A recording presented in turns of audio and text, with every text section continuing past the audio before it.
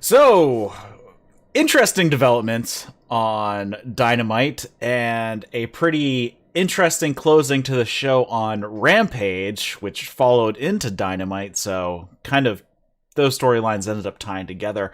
Uh, One thing coming out of the show was an unfortunate ending to a match. And this is not the first we've seen this week. And this time it was Lance Archer landing on his head, coming up short on a moonsault, and a match having to be...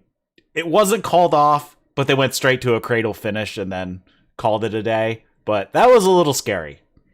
That was, really terrifying. I was, oh fuck, he Hayabusa himself, which, luckily it wasn't that bad, relatively, but still, a big, tall dude. He under-rotated on a moonsault and just landed on his fucking head. Bad time. Yeah, luckily he was kind of so he was probably at a 45-degree angle coming down, so he had made, a good hunk of the rotation, but still landed on his head, and as of right now, he has no new updates on his Twitter, so I guess we will see. Other than he's icing it, that's about it. Yeah, but he did not have a concussion, so that's a good. that's good. He might have hurt his neck a bit, but right now it's a wait and see, and he's probably going to need some scans and whatnot before he comes back. But at least he's not paralyzed or something. Right. And part of the reason it was really scary is that he had a very dangerous, career-threatening spinal injury just a few years ago, and has made a low-key miraculous comeback. So yeah, that was scary, and hope that Lance is all right. Yes. So there was that. We had a bit of a bipolar crowd at the end of Dynamite, not knowing who to cheer and who to boo. Although I think they knew who to cheer, I think they didn't know who to boo, because they were cheering both guys, but there was some booing for one guy. Yeah. So it was very interesting, and we have a little bit of a unholy alliance here coming out of it as well. And Rampage, man, that Pac Andrade match was awesome. Yes, that was the best Andrade that I have seen in a very long time. Fucking this was Sombra. Sombra was back. Yeah, I have to say it's pretty much been the best match I've seen of him, including his NXT run as well. That of what I saw of it, I think this is the best match that I've seen him do. We had the TBS Championship Tournament kickoff. We had the men's world title eliminator tournament kickoff. We have a very scary Daddy Moxley. He is menacing as hell. So yeah, a lot of interesting stuff happened in this 3 hours of AEW over the past 2 nights. Yes, indeed, and some really good wrestling. All right, so before we get into the nitty-gritty of it, you are listening to the That's Wrestling podcast. If you're listening to this as a podcast, we do this show live on Twitch and on YouTube. You can follow the links in the show notes for those. If you are watching this as a VOD later, you can snag the podcast feed on all your favorite podcast apps or over at that'swrestling.com if you would like. Our link to our Discord is in the show notes as well. Follow us on Twitter at that'swrestling1 with the number 1 at the end, and usually let you know when we're going live and all that fun stuff, especially if there's a little bit of a schedule time change, just because we pushed back a half hour today. Not a big deal, but yeah, sorry, I was cooking a pizza and I didn't want to be in a hurry. And you can follow Trae over at Wrestleism on the Twitter. His info is in the show notes as well. So let's get to it. Kazuchika Okada comes out with the IWGP or heavyweight belt, even though it has nothing to do with AEW. Yeah, I don't know. He's gonna carry that around instead of a briefcase. Kind of saw. I haven't looked up anything about the New Japan show because I'm just gonna wait a day or two for the English commentary because I enjoy it and it's what I do. But Okada is coming to the U.S. for the Battle in the Valley show. That'll be, and presumably the New Japan Strong tapings. Yeah, and could maybe I don't want to jinx it, but could possibly show up in AEW. I could only hope. That'd be great. All right, so let's get into actual AEW stuff. We're going to kick it off with Rampage coverage here. The first match in the men's world title eliminator tournament. And we kick it off with Orange Cassidy versus Powerhouse Hobbs. Orange Cassidy has his ribs taped up from the ladder match. So the first thing that Hobbs does to him is hit him with a spine buster for a 2 right away out of the gate. Hits a backdrop onto the barricade, and then he bends Orange Cassidy around the ring post. Sidewalk slam, and then another one, and Hobbs just keeps beating on Orange Cassidy. Orange Cassidy fights out of a torture rack, tries an inside cradle for 2, and then Hobbs gets mad at the ref for his 5 counts when he's beating up OC in the corner. So he picked up Bryce Remsburg and carries him to like the adjacent corner and is like arguing with him. Orange Cassidy comes in from behind, rolls him up, and gets the win. Yeah, they actually did bring up Orange winning a quick squash over Hobbs on Dark back before Hobbs was signed. Orange, selling the ribs, kind of being at a disadvantage. Hobbs he's become a fantastic heater. He's learning more and more how to work like a big man. Just can't say enough good things about him. And then, so there was the stuff with the referee, and then Orange won with the mousetrap. So Orange won, but basically Hobbs beat himself. Yes. So this was a fine match. Orange Cassidy moves on. He's going to face the winner of, I believe it's Jon Moxley in 10. Yes, I believe so. So Jon Moxley. Tony Schiavone is out in the ring. He introduces Penta with Alex Abrahantes because Phoenix is injured. He was taken out by FTR during their AAA title match.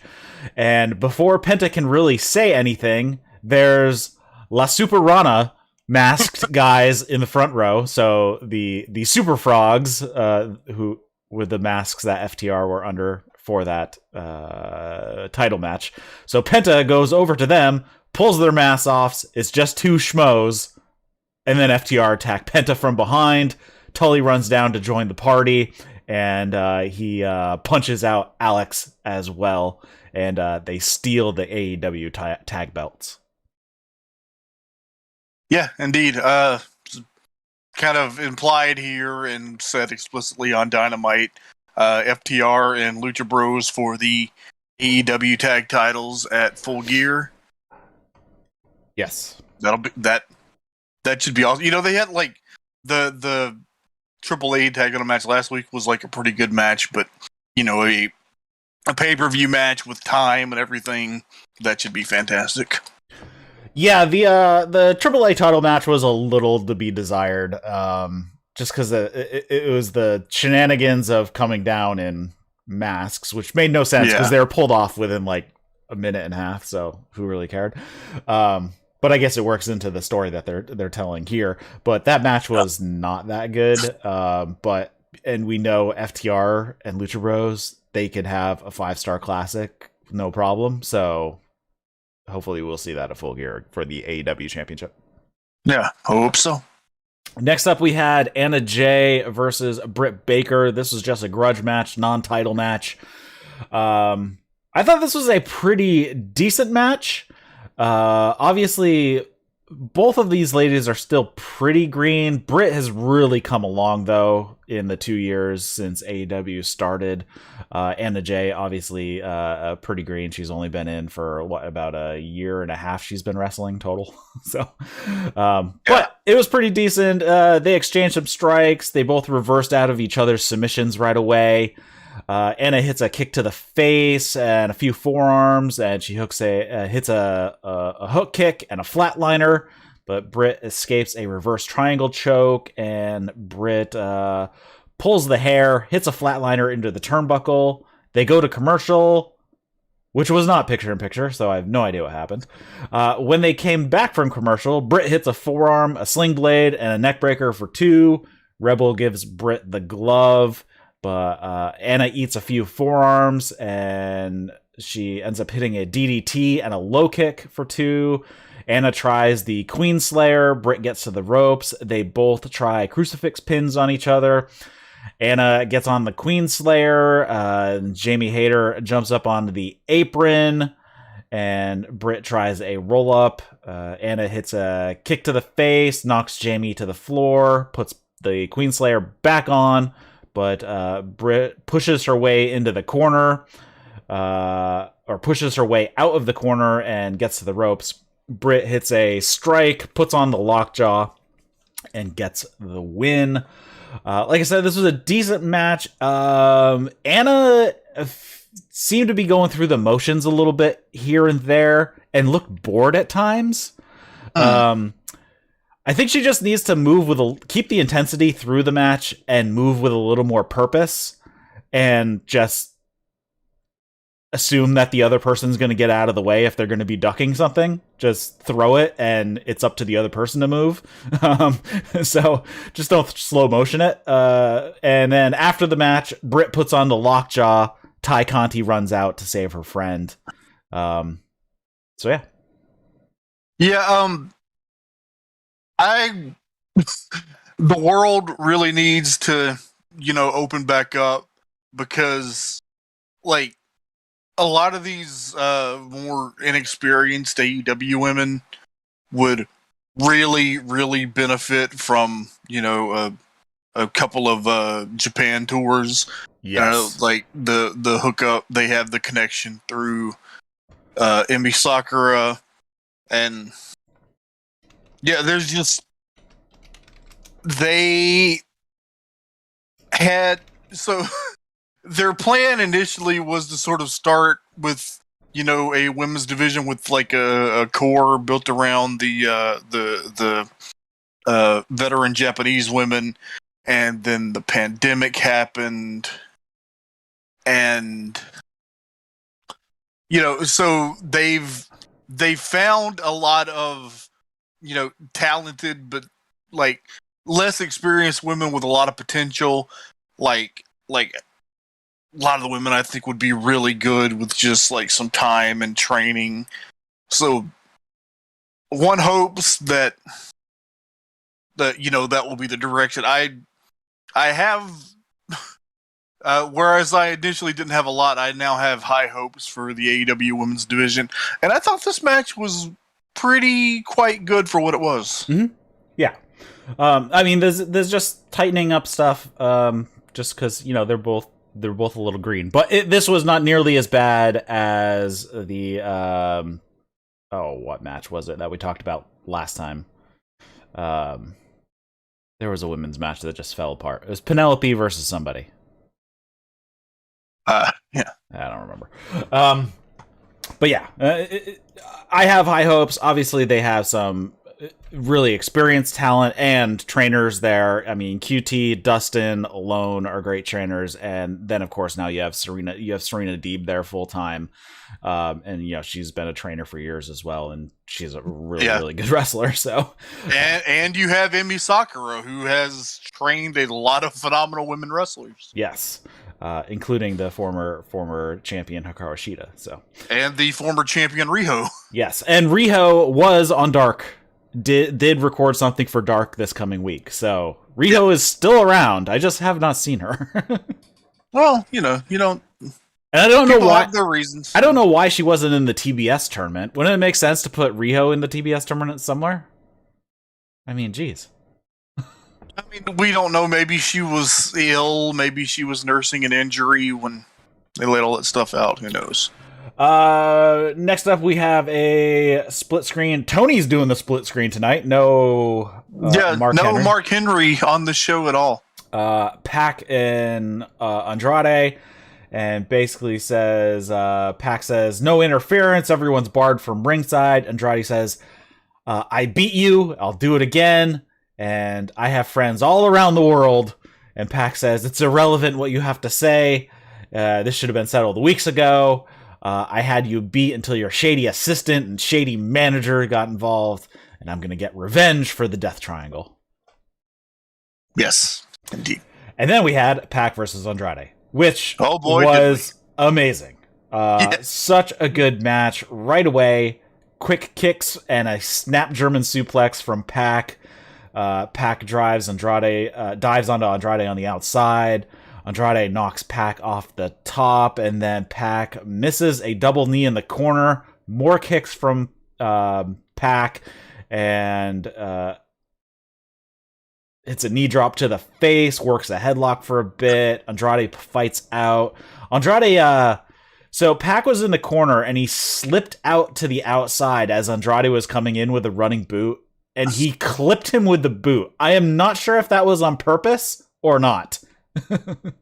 Yeah, it looked a little wonky. It would have been awesome if it was on purpose and he got a bit more of it, because that's always cool when somebody's coming into the corner and the dude flips out to the outside, but he changes in midair or mid move and hits it. I think he was supposed to hit it. I think he just missed most of it, because then he hits the tornado to the floor. Andrade works a modified STF. Andrade hits a massive drop kick to a sitting Pac against the ropes, and Pac just flops backwards over the bottom rope to the floor. Pac is dropped face first to the edge of the apron. A bunch of stops from Andrade in the ring. Andrade hits the Three Amigos for 2. Big kick to Pac, and Pac is leaning against the middle rope. Andrade goes for a slingshot inside out drop kick, like wrecking ball drop kick sort of thing. But Pac moves. Andrade gets caught on the ropes. He falls to the floor. Pac hits a Rana, sending Andrade into a chair that was just sitting at ringside, that usually a security guard's sitting in. Pac hits a moonsault to the floor, a massive cutter back in the ring for 2. He goes for the brutalizer, but Andrade manages to get to the ropes before he can fully lock it in. Andrade tries to suplex Pac out of the ring, but they end up on the apron. Andrade hits a knee breaker and then a GTR on the edge of the ring, which looks like it hurt like hell. Andrade hits a slingshot DDT on the apron, this is an outside in wrecking ball DDT. This is best I could describe it, because it was awesome. Andrade goes up top, but Pac knocks him off.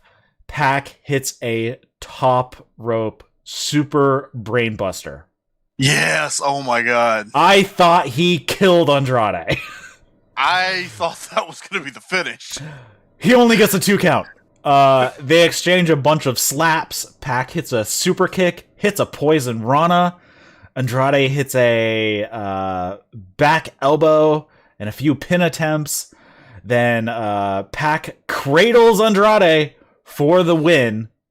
And before anybody knows what's going on, the lights go out. The lights come back on. And Malakai Black is in the ring, looking at both of them.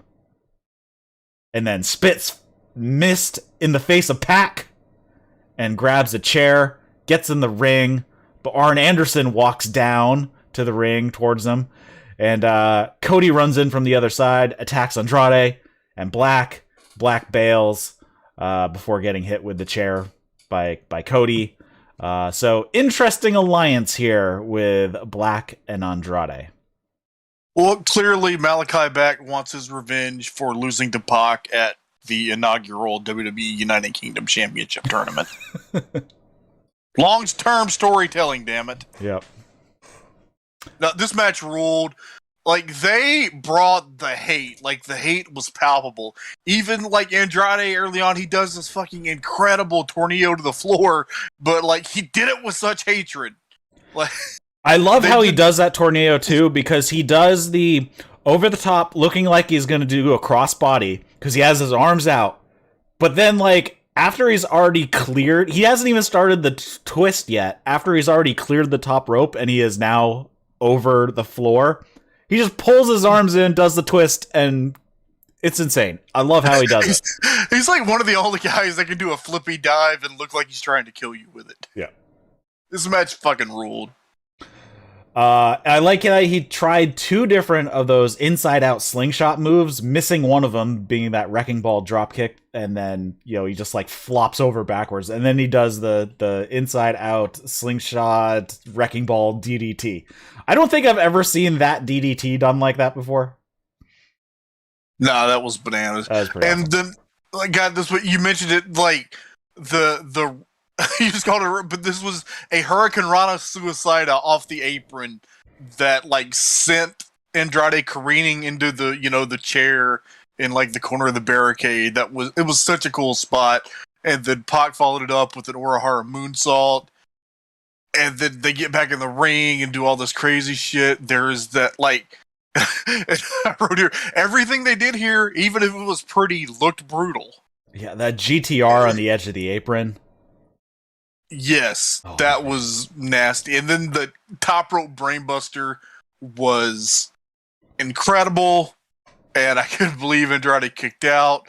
And then they were just going back and forth at warp speed. Andrade was going for his, hammerlock thingy, and it was like it was a wrist clutch inside cradle. Like Pac held onto his wrist and just cradled him and pinned him. And this match was fantastic. Yeah, if Andrade can keep having this quality of match, he's only like 31 years old. I believe. I'm pretty sure he's like 31, maybe 33, somewhere in that area. So he's got plenty of time.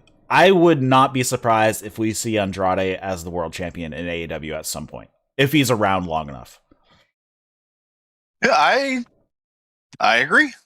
I think I think he's going to make his home in AEW, and I think more of his significant loved ones are going to make their way into AEW over the next year or two as well.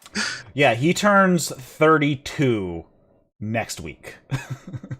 We have not done our second anniversary Dynamite retrospective, but what do you think we're going to see Ashley Flair in AEW by the end of next year? I don't know. It's kind of hit or miss. Even if she does, her attitude lately, a lot of people, not just because she's in WWE, have just not liked working with her lately. So if she brings that attitude to AEW, they're going to have a problem. Yeah, well, I'm giving her the benefit of the doubt. I wonder if she's just, unhappy because of where she is and that it sucks. Well, yeah, that too. We shall see. Yeah, we shall see. I would not be... I mean, as long as you can deal with her backstage, I would totally bring her. And she doesn't like being in WWE. That seems pretty obvious at this point. So, we'll see. Yeah. Next up, we move on to the following night, Dynamite for October 23rd, 2021. And we kick it off with a round 1 eliminator tournament for the men's world title match. And they also mentioned, I don't know if they mentioned it on Rampage for Orange Cassidy and Powerhouse Hobbs, but tournament matches are 30-minute time limits.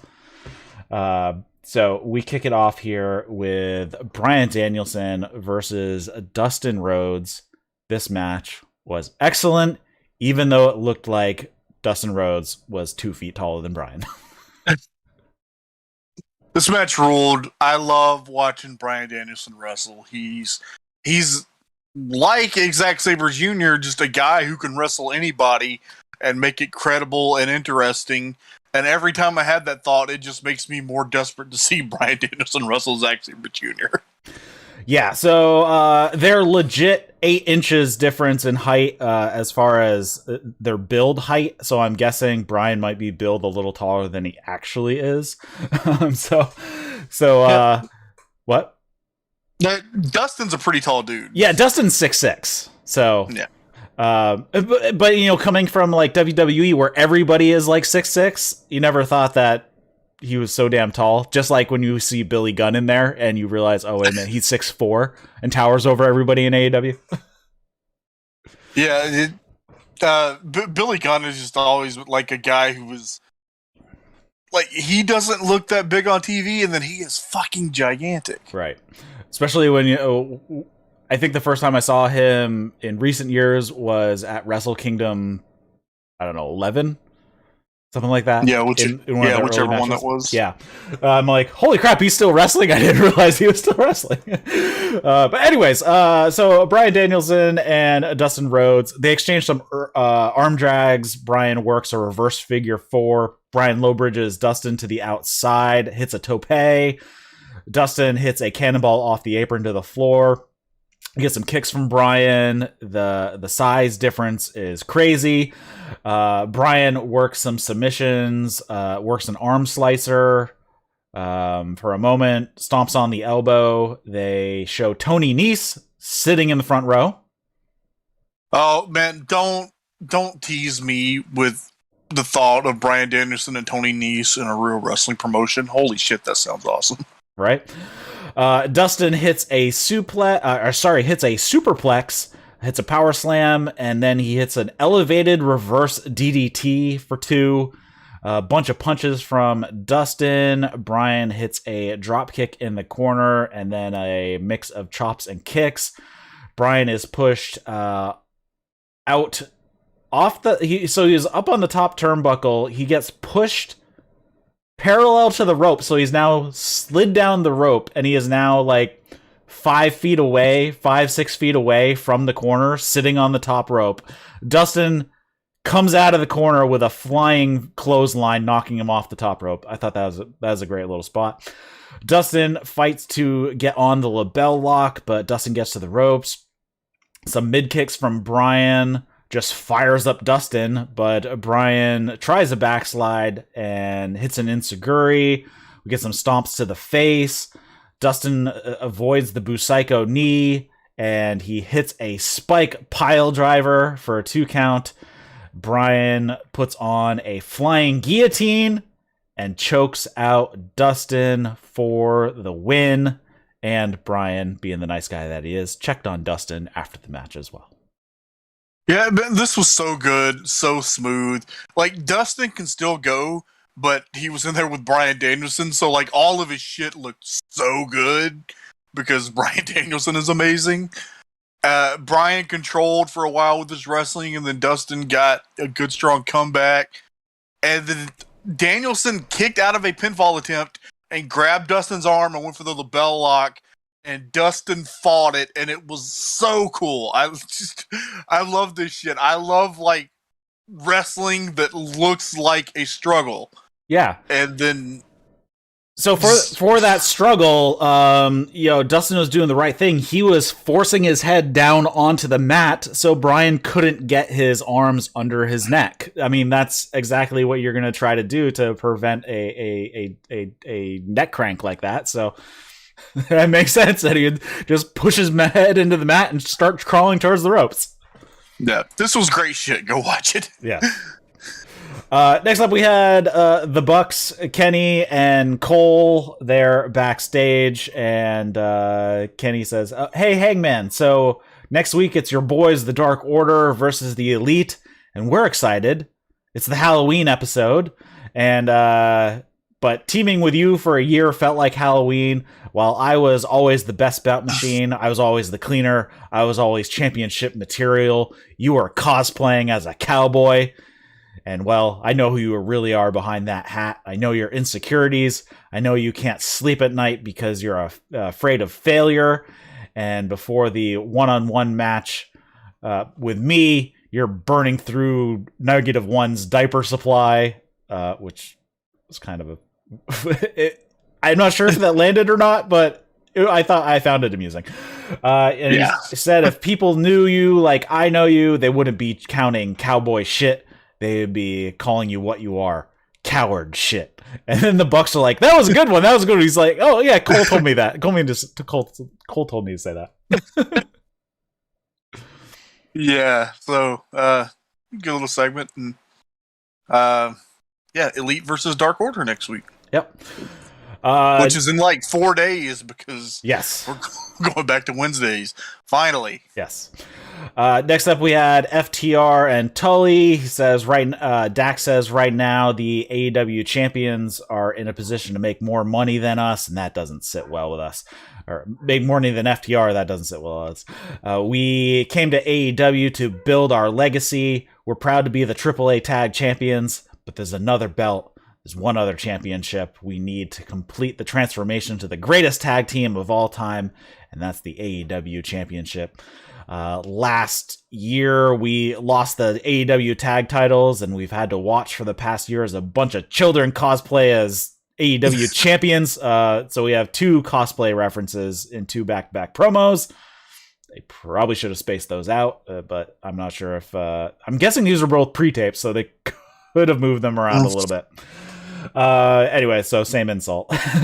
We watched children fight over who's the best, and we stopped taking care of business, but we're home now, and Halloween came early. You can put on all the costumes and face paint you want, but we're the greatest luchadors of all time. We have the AAA tag titles to prove it. And then it cuts to Alex with Penta. And Alex says, on Dynamite, you hurt my... Or he says, Penta says, on Dynamite, you hurt my brother and stole our championships. And then on Rampage, you attack us from behind. FTR, you want to play dirty? We'll show you what it's like to play dirty. And this is a quote. Because Alex says, revenge is coming. Which I thought was great that Alex specified that he was the one saying that. Back to FTR, they say, Alex, you can want revenge. You and Phoenix and all the others are just selling wolf tickets, and we don't buy wolf tickets. You think a black eye was bad? Wait until Full Gear. Top guys out. I don't get the wolf ticket thing.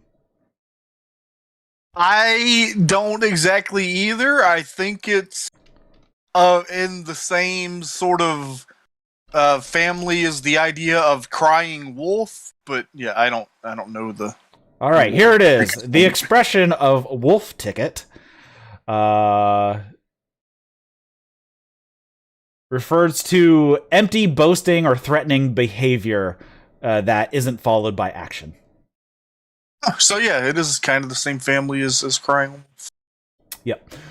All right. Then we had another. There's a lot of. There's like 4 segments in a row that were not wrestling. But they were all awesome, so I can excuse it. And there was still a lot of wrestling on this show. There was. Tony is in the ring. He says we haven't seen Darby for a couple weeks now. We all know what happened. So we're gonna talk to the guy who can give us an update on Darby, and it's Sting. And before Sting can actually answer Tony's question on where Darby is, MJF's music hits. He actually comes out of... I wrote this down, but then I realized that that's not the case because he came out of the face tunnel, but it's because the hard camera was stage... The stage was to the right of the hard camera, and for some reason, they switch around the tunnels when that happens, which makes no sense. Because when you're looking at the stage, you're still right and left. So, anyways, he comes out and says, Florida, I know it's hard, but can we show some class for once? And hey, Sting, Darby's emo daddy. I'm here to have a gentleman's chat. I don't think you want to answer the question, do you, though? If you did, you'd have to tell people the truth. Darby Allin, he ain't coming back. You can try to distract them by your face paint and swinging a bat. You can have your leftover stash from the 80s rain down on them. I don't get that reference. I'm sure you. Cocaine! Cocaine. Got it! Because it was the 80s, you see. Got it. You can fool these guys who solve their problems with gun violence and incest. But you ain't fooling MJF. You're a bad person, Sting. Everyone who has been your friends stick with you through thick and thin, but when they need you, where are you? It's because of your negligence, Darby ended up in the same spot as your old pal Lex Luger. MJF gets into the ring and starts walking towards Sting and says, "In a wheelchair!" And Sting attacks MJF. But then Spears and Wardlow run down and they beat down Sting with a chair. There's a big Darby chant. And then MJF gets his suit coat back on, sits down in a chair over Sting, and he grabs Sting's head in his hand, just holds him in front of him, over him, and he says, "Darby, Darby, Darby, I know you're in pain and you're watching. Did I break you mentally? Look at him, Darby. Look at him! I want you to understand something, no matter how many times people chant your name and want you to come back and beat my face in. Understand this. They can chant all they want, because if you come back, this is your future. You will always fall short and be second best to me, because I am the past, the present, and the future of pro wrestling." And then he starts to make his leave, and Sting starts making his way to his feet, but MJF has one parting shot for him and punches Sting with the Dynamite diamond ring. Yeah, this was good. I like this. I'm like really into the idea of MJF and Sting now, and I wonder. I hope that, like, I don't know what they're gonna do exactly, but clearly these guys are gonna be in the mix. And like, you know, if you want somebody who's like reliably safe to work with Sting, I mean, Sean Spears is the guy you'd want to do that. Mm-hmm. So we'll see what happens from here. Yeah. Then we have Tony. He's backstage with his best friend Brit Baker, and it's also announced that Ty Conti will be challenging for the women's title at Full Gear.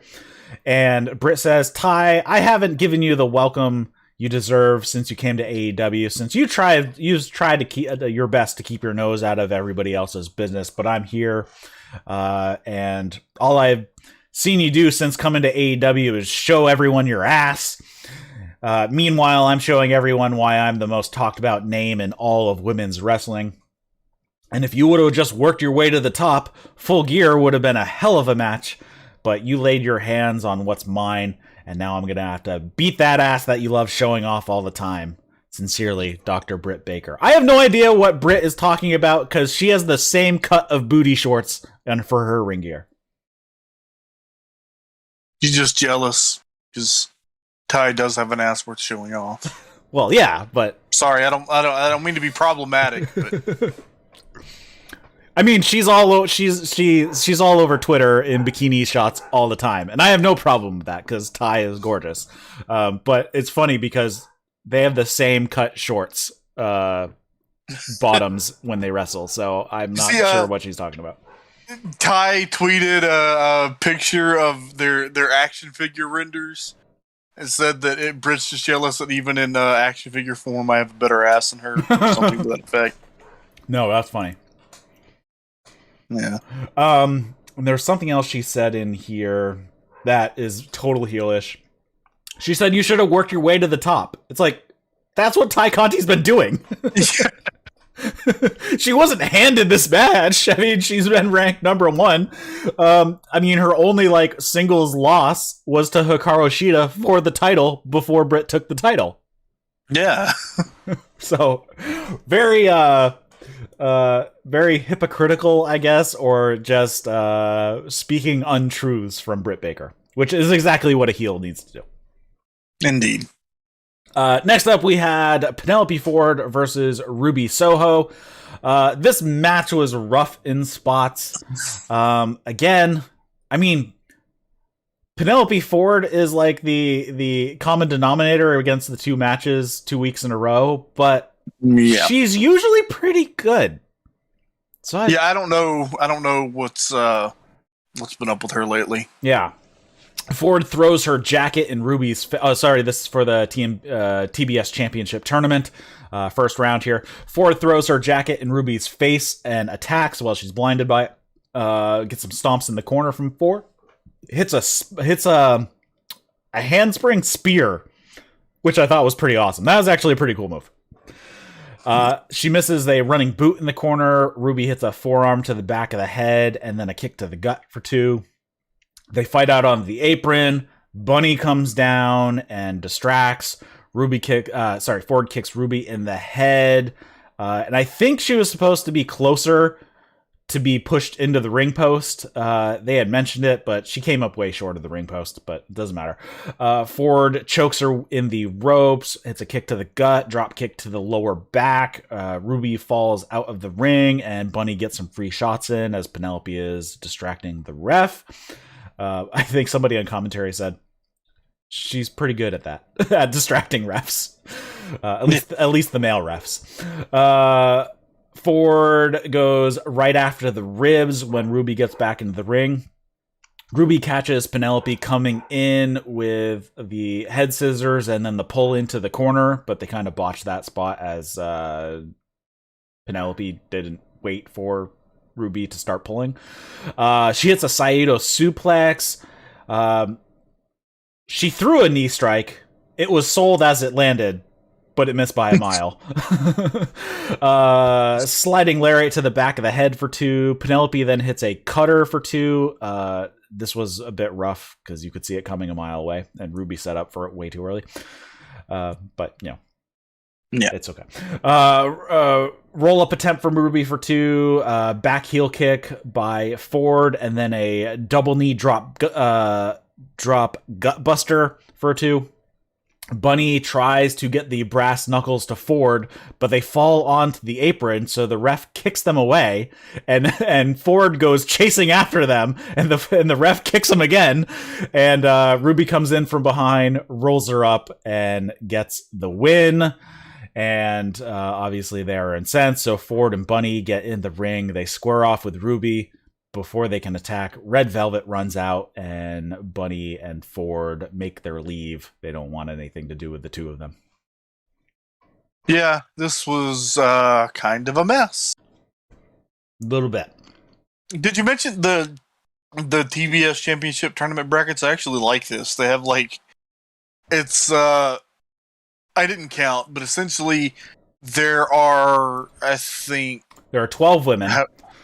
And 4 of them, the number 1, which was Ty Conti, she's getting her title shot at Full Gear. And then 2 through 5, they're all getting first round buys. So I believe the buys were Thunder Rosa, Jade, Chris, Statlander, and Nyla. Yeah. So it's cool that they laid it out that way. Yeah. So I believe the winner of this match faces Chris Statlander. So Ruby is going to be facing Chris Statlander next. Yeah. So it was what it was. It was fine. Next up, we go backstage. MJF was with Spears, and he's talking to the camera. Darby, I sent you a little message tonight. And Wardlow comes in and says, "What was that bullshit last week with you pushing me into Sting?" And MJF is like, "Oh man, this is embarrassing. I'm not gonna lie to you. I got a little nervous. It was fight or flight. I just freaked out. It was totally unintentional. I would never do that to you, big man. But I'm glad you're here because I wanted to have a little talk with you. You've been doing a great job, and that's why I pay you the big bucks." And he kind of did the joshing backhand to the stomach, and Wardlow just looked down, staring at that while MJF kept speaking. But that's a lot of pressure for one person, so I've assigned you an accountability buddy. And Wardlow's like, "What?" Says, accountability buddy, Sean Spears. And then right away he's like, "Oh look, I got a big meeting in 5 minutes. Love you both. I'll see you later. Pinnacle for life, baby." And he walks off, and Sean Spears has the greatest line because he's just looking at Wardlow and says, "Hey." It was so good. Sean Spears, his facial expressions during this promo were gold. Sean Spears is really great in understated ways. Yes. I mean, he is excellent. I know everybody hates on him all the time, but Sean Spears, he is really good in the ring, no, he's never going to be like a main eventer, but he is solid, and he's a solid wrestler in like all facets. Sean Spears is a working man's wrestler. There you go. Next up, we have Anthony Greene versus Bobby Fish. Not much to say about this one. Bobby Fish beat the living shit out of Greene. Hit him with a dragon screw, sliding lariat, suplex into the ropes, big head kick. Fish gets the win. And then Fish decides, hey, I'm going to beat up Anthony a little bit more after the bell. So he keeps beating on him. And then CM Punk runs out to make the save. Fish bails. And they're just yelling at each other with CM Punk in the ring and Bobby Fish making his way around the ring to exit. So I thought it was fine. We have CM Punk making the save, which the audience didn't realize it was CM Punk until he took his hat off because he ran down in all black with a black hat with none of his branding. Was it even a long? I can't even tell. Was it a long sleeve or a short sleeve shirt? I can't remember. I don't know. I thought it was like I don't know. I thought it was like a hoodie or something, but I didn't really. So then you couldn't tell who the hell he was. Nobody could be like, oh, wait a minute, that's CM Punk. But hey, if this gets us to Bobby Fish and CM Punk, and that sounds awesome. Which it does, because that is happening on Wednesday. Yes. Tony is backstage with Leo Rush and Dante Martin, asking about, hey, what's going on with this team? And Leo says, hey, I want to take Dante to great heights. And what I've seen, that's going to require me to do some mentoring of Dante. Now, Sydal, ever since he's been with him, he hasn't taught him anything. And Dante says, Matt Sydal is one of the best in the world. And Leo is like, at what? Losing when it matters? Look, I can beat Matt Sydal. And that's why I got us our first tag team match on Rampage next week. It's going to be us against the Sydal brothers. That sounds awesome. Yes, very much so. Looking forward to it. Yeah. Next up, we had Lance Archer versus Eddie Kingston title eliminator tournament. We already discussed a bit of what happened in this match, but this match, when Archer was coming out, he gets attacked from behind by Eddie, so they come fighting out of the tunnel. They fight to ringside. Lance grabs a guy out of the front row and uses him as a weapon a couple times and just throws him at Kingston. He brings him up onto the apron. He choke slams him off the apron onto Kingston before the match starts. Then once they get in the ring, the bell does ring, and we started off. Archer hits a bunch of splashes in the corner and some strikes. Eddie fights out of a blackout, gets on a dragon sleeper. Eddie with a bunch of strikes. Archer hits a lariat to the back of the head, and then Archer just no-sells a bunch of chops. They rake each other's eyes, chops and stomps from Archer, and then he dumps him with a body slam, and then a splash for a 2, and then Archer slaps the taste out of Eddie's mouth, and Archer just drives Kingston into the mat with his boot. I love that spot where they put their boot up, but instead of just doing the strike, they then just follow it down, pushing the guy into the mat. I love that spot. You have to be really tall to be able to do it, and Archer is, obviously. Archer goes for a moonsault and comes up short, landing, basically hitting his forehead. It was not good. He rolls to the outside. The doc is checking on him. And then he does get into the ring. Eddie then does a clutch pin roll up and gets the victory. At the time, I wasn't sure because I thought he actually got an arm up. But it turns out he did not. When I went back and looked at it at a different angle, I'm like, oh, no, his head hit first, not an arm. Yeah, this was... I really liked this for, until things went horribly wrong. This was like an ugly fight, and it played off both their existing feud and Kingston's obsession with the World Championship. And yeah, there was a scary moment, and then Archer rolled out of the ring and talked to the doctor, and then he got back in the ring, but Eddie immediately got him with an Oklahoma roll and pinned him. Yep. So Eddie is going to face Bryan Danielson in the next round. That sounds phenomenal. Yes, I cannot wait. Bryan did have some words for Eddie, basically saying that, hey, you don't put in the work. I mean, look at me. I put in the work every day. Basically saying, Eddie, you don't exercise at all. So I'm just going to kick your ass. I'm going to outwork you. And that's what's going to happen. Yeah, I heard that promo was great, but it was on the roads to the top or whatever. And yeah, hopefully, maybe it's on YouTube. It's on Twitch. I mean, it's on Twitter. You can find it on Twitter. So if it's on one, it's on all of them. Yeah. It's all on all their social media. It's definitely on Twitter though. Next up, we had Men of the Year are in the ring. I'm curious if TK was like, "Hey, can you kill a little extra time on this promo?" Because obviously they came up a little short on the previous match. Definitely had the impression, especially the early part of this, that this was a hey. Go out there and kill some time, please. Yes, which is fine. Paige, the crowd is chanting, "You suck," and Paige is like, "Oh, I suck. Dan sucks. Sky sucks. No, I'll tell you who sucks, and that is the Inner Circle. The Inner Circle sucks. We beat them twice. I'll tell you why they suck in detail. Jake Hager says he's undefeated in MMA, but I haven't seen it." And you know what I did see? Scorpio Sky pinning him at Wrestle Grand Slam. Jericho, they let you do anything you want around here. Last week, even after you lost to us, you still get a microphone. You still get mic time. And what do you do with it? You flirt with Paige Van Zant? Well, since you're not here tonight, this allows Ethan Page to have mic time. And when we're the future of this company and not the PR nightmare of Sammy Guevara, Sammy comes out, tells them, "I'm going to steal a line from my friend, Jericho, and I'm going to tell you, please shut the hell up." And he says, "I mean, how long am I going to have to listen to a grown man complaining about how life isn't fair? Well, yeah, life sucks sometimes, but you know what I did? I worked my ass off to become the TNT champion, and you know why you're not farther in this company?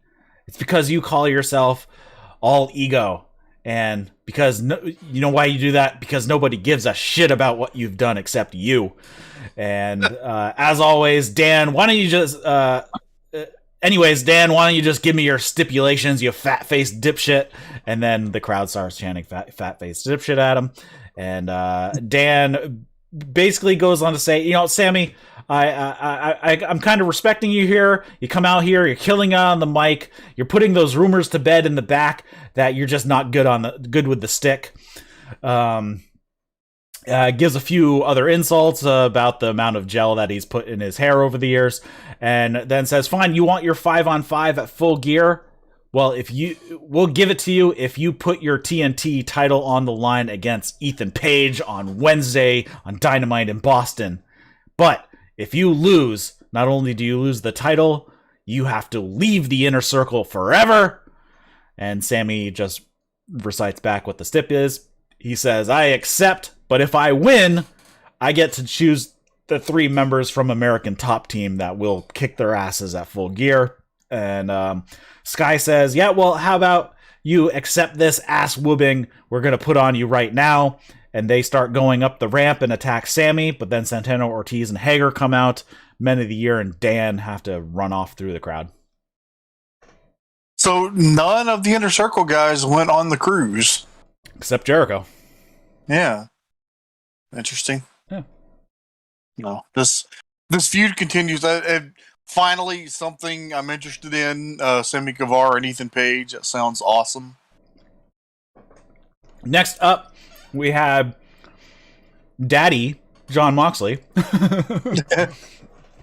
He says, "Right now, I'm supposed to be yelling and screaming, and I'm going to wreck everybody in this tournament. But that's not what's on my mind right now. He said it's going to happen, but it's not what's on his mind right now. Right, it's going to happen. I'm going to keep it real with you guys. Always have. Right now, I'm thinking about my daughter. As with her, I look into her eyes. She looks back at mine, and then she grabs my pinky. Yes, this broken one that never healed right. She squeezes it, and I realize I don't give a crap about any of this. I don't give a crap about the tournament. I don't give a crap about the AEW World Championship. I don't give a crap about the ratings. I don't care about who said what on Twitter. I don't care about the demo. I couldn't care less. I think he said I could care less, but I'm pretty sure he meant I couldn't care less. But I care about this. And he references, he goes back to referring to his daughter holding his pinky and getting home with my teeth in my head and my head on my shoulders. And for that to happen, other people are going to have to get hurt. It would be easier if I was a mailman or a gym teacher, but this is what I do. And this tournament, this isn't a ladder climbing contest. This is a bunch of guys going into an alley and only one guy coming out. And who do you think's going to be coming out? My message to everyone, I'll get you before you get me. I'm going on to win this whole damn thing. This is so good. Angry dad Moxley. This is just great shit. Next up, we have Dark Order. They're talking. They said last week it was a tough loss to the Super Click. Uno says, yeah, but a single loss is not going to stop the Dark Order. Then Hangman comes in, and he apologizes to the Dark Order for what happened before he left. He says, you guys were right. You were just doing what you thought was right, and I understand that. I respect that. I apologize for what I did. But if you guys are going to go after the Elite next week, look, it'll be close to Halloween, and you know those guys. They're going to have awesome costumes. So, and then the Dark Order just start throwing out random costume ideas, and somebody said that they're going to dress up as Bambi, and somebody says, I have a lot of weird costumes at home. So, we'll see. Funny. I mean, that wasn't even Halloween when they did that, when they dressed up as Street Fighter characters, right? No, I think it was. I thought that was Fyter Fest when they did that. I think Kenny dressed up as Undertale for okay, yeah, 1 year. Maybe that's right. Well, I just want to throw out there because I was scrolling Twitter and happened to see it. The Long Island shows that UBS Arena, Raw November 9th has sold 3,169. Yeah, November 29th has sold 3,169 tickets. Dynamite in the same arena on December 8th has sold 7,784 tickets, which is more than WWE is currently released for being able to purchase. Yeah, it's funny when it is pretty funny. When the reaping and the sowing and whatnot. Then we had Jungle Boy versus Brandon Cutler. Immediately, Jungle Boy sends Cutler to the outside, hits him with a big dive. Brandon wants to hit a Panama Sunrise on Jungle Boy, and Jungle Boy just backdrops him out of it and throws him like halfway across the ring. And then Jungle Boy just hits a bunch of slaps, hits a power bomb, and then taps out Brandon to the snare trap. So Jungle Boy gets on the mic and says, oh, that was a nice little warm-up, so good try there, Brandon. But to be honest, I'm feeling pretty good. I'm ready to go again. So why don't one of you elite pieces of shit come out here right now? Any one of you. Come on. No? All right. So he goes back and he goes over to Brandon, puts the snare trap back on, and he's holding the mic in front of Brandon's face, and he's like, help me, Young Bucks. It was so funny. Adam Cole comes out. He's out on the ramp and says, you want to pick on Brandon Cutler? Well, here I am. Why don't we fight right here, right now? He gets over to the ring. He jumps up on the apron. Jungle Boy knocks him off the apron, but from behind, the Bucks come in, hit him with a super kick party. They beat him up. They drag him up to the stage. They hit a BTE trigger on the stage, and then Cole hits the boom to the back of the head, but they're not done. Cole says, you're going to learn that you're a nobody. The Bucks then kiss Jungle Boy on the side of the cheek, and then they throw him off the stage through an equipment table set up on the outside. I like the use of it's very Godfather-esque, the kiss of death, basically, before they throw him off. Yeah, this was good stuff. Presumably, Jungle Boy will be off for a few weeks, and then we'll get a big Jurassic Express comeback sometime. Do you think What do you think Jungleboy is doing at Full Gear? Are we going back to a one-on-one with Cole, or do we have a Super Click versus all three of Jurassic Express? I'm not sure where this is going to go. I don't know. Yeah. Kind of a tough one right now. Yeah. I mean, I wouldn't be... you could have Luchasaurus and Jungleboy beat the Bucks, now that the Bucks aren't tag champs. That could get Jungleboy back to another one-on-one with Adam Cole or something like that. I don't know. Yeah, there's a whole bunch of things they could probably do. Yeah. And this may be an angle to write them off for a few weeks. And because the thing is, with AEW, not everybody has to be on every pay-per-view. So, right. Yeah, this could be that maybe those guys are going to be off the cycle, which Cole probably should be on in some capacity. Mm-hmm. Just because he's so hot. Yeah. They run down the card for Dynamite coming up this week. It's going to be Dark Order. I didn't catch which 4 members. Versus the Elite, Young Bucks, Adam Cole, and Kenny Omega. I'm guessing it's Silver, Stu Grayson, Evil Uno, and Reynolds. Is probably the 4. Yeah, probably. I didn't catch. We're gonna have Ethan Page versus Sammy Guevara for the TNT Championship. Hikaru Shida versus Serena Deeb for the TBS Tournament first round. So see if Shida can get her 50th win here over Deeb, or if Deeb's going to go on. I personally think Shida should lose this match, because I don't really need to see Shida versus Nyla Rose again. Yeah, but I don't know. I'm afeared that they may do it, but who knows? Serena Deeb, I'm such a big fan of her wrestling. Knock on her that I always had was that really cannot talk very well. But they did the thing, last week, whenever it was, that she talked for like a minute or two, and it wasn't bad. Yeah. And that was the fantastic line when they cut back to the announcers and CM Punk just casually goes, "That Serena Deeb just has a hell of a head of hair on her, though." Yep. Then we're going to have John Moxley versus 10 in the Eliminator tournament. And then Bobby Fish versus CM Punk is also signed for Dynamite. First Dynamite match for CM Punk. He's been Rampage Punk. And then they give us a couple matches for Rampage. So Bryan Danielson versus Eddie Kingston. The second round is going to take place on Rampage next week. So that's going to be a fun one. And the Sydal brothers versus Leo Rush and Dante Martin. I'm assuming there's going to be one more match added to that show. I'm guessing probably a women's TBS tournament match. Yeah, likely. Then we have Miro. So good. Yes. He says, "God, we're out of time. My wife needs her champion back. All the violence that will come through me will be a reflection on you. Your silence, your arrogance. How dare you ignore me? How dare you test me? My God, how dare you forsaken me? Let them make me fight 100 times and I will snap 100 necks.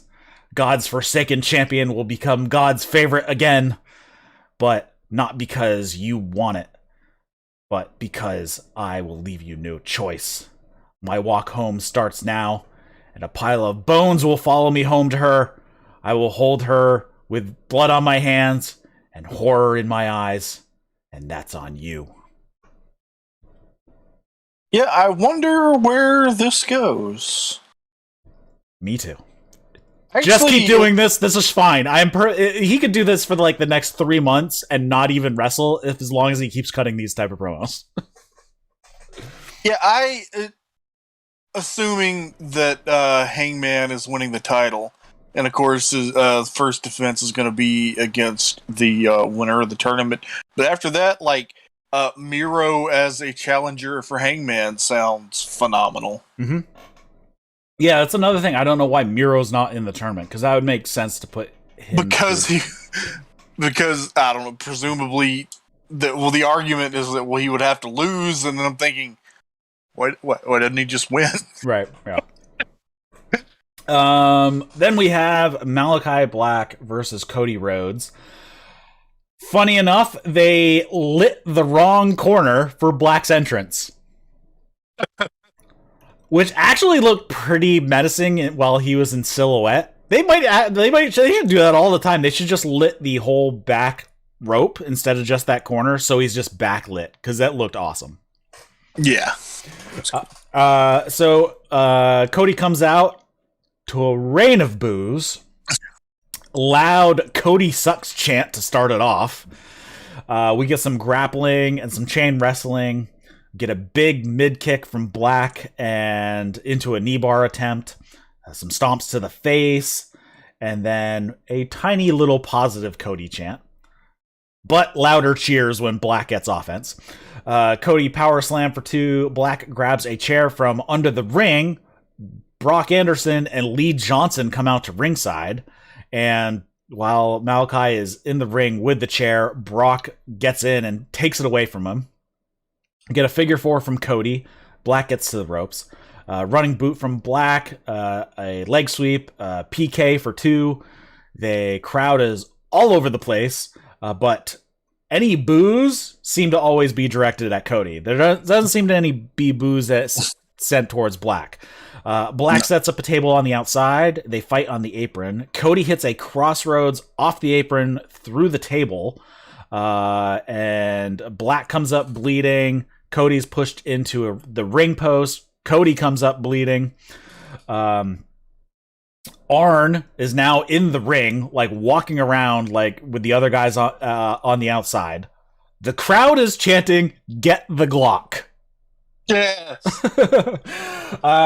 So Andrade, he comes out and points a little finger gun at Arn.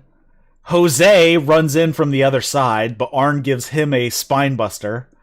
Black then gives the mist to Arn, and then Pac runs out and attacks Andrade, who is still on the ramp. They fight their way to the back, and then we kind of get back on track here. Ripcord elbow and a springboard moonsault press from Black, but then Cody hits a crossroads to a chorus of boos. But Black kicks out. A bunch of stomps on Black. Black fights back, hits a top rope double stomp. He got so much air on that. He hits a jumping knee and the snap suplex for a 2. Black hits the back heel kick, but Cody falls into the ropes and he's like stuck on the bottom rope, and Black can't pull him in for the pin. They fight. Cody hits a dive to the outside, hits a tope, or hits a top rope Cody cutter, and then hits a crossroads, picks him up, hits a Tiger Driver 98, and Cody Rhodes pins Malakai Black to a round of boos while they tried to drown it out with his music. And they went off the air.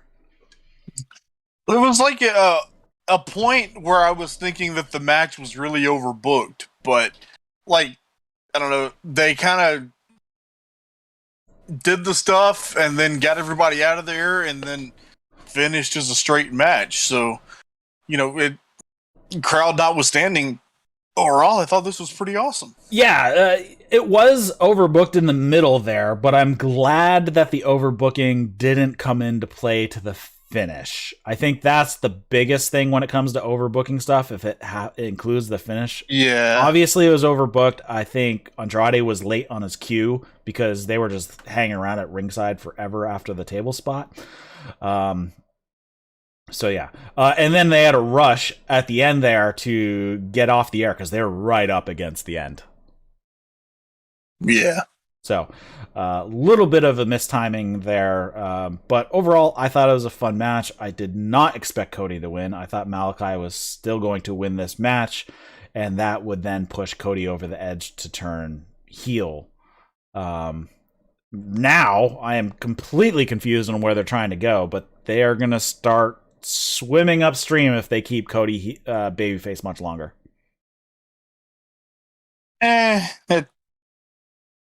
Or do you think it's Malakai Black that everybody likes him so much that anybody was going to get booed against Malakai? I think that... How do I explain this? They just turn black face and then... Don't turn black face. Malakai Black. Turn him face. I think Cody knows what he's doing. Okay. Is the best that I can explain it. All right. I just wonder, did Cody watch Tama Tonga and Okada and see him like randomly win with the Tiger Driver 98 and thought, I'm gonna do that too? Maybe. I wouldn't be surprised. Yeah, this was very good Rampage and Dynamite.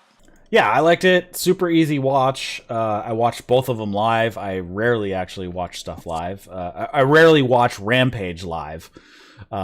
Usually I end up falling asleep about halfway through, but I stayed up and watched the whole thing, and it was pretty compelling, so that's probably why I stayed up to watch the whole thing.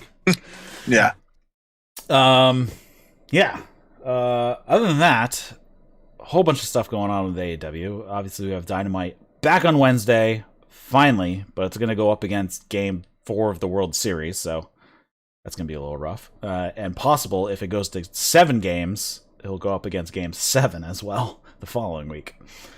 So a little bit rough on the competition, but It is what it is. Not a problem for me, but no, exactly, because I'm not going to watch the World Series, so it doesn't matter. And hopefully we get a little bit more of an update on Lance's condition over the next couple of days. Hopefully he's just fine and he just kind of like jammed his neck a little bit. Maybe he got a strain or something, but hopefully it's nothing serious, but we still don't know at this point. Right. Yep. All right. Anything else you want to touch on AEW wise before we wrap it up here? I think we about covered it, man. All right, sounds good. So thanks everybody for tuning in and watching and listening to That's Wrestling, covering AEW. If you have any comments, questions, feedback, you can send those to eric@thatswrestling.com. Follow us over on Twitter @thatswrestling1 with the number 1. You can send questions over there as well. If you're listening to this as a podcast, we do this show live on Twitch and on YouTube. You can follow the links in the show notes to those channels so you can be alerted when we go live to do that. Come hang out in the chat and all that fun stuff.